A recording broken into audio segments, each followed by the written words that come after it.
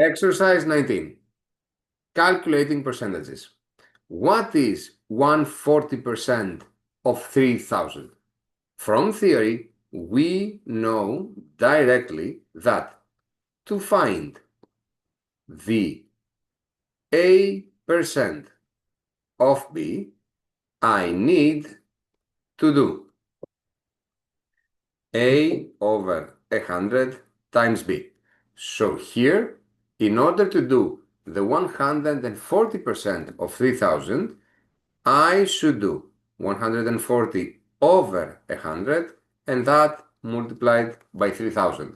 I could either use a calculator and be done with it, or we could try to do it by ourselves. So it's basically equal to 140 times 30, which is 14 times 3 times 100, and that would be 42 and 2 zeros, 4,200.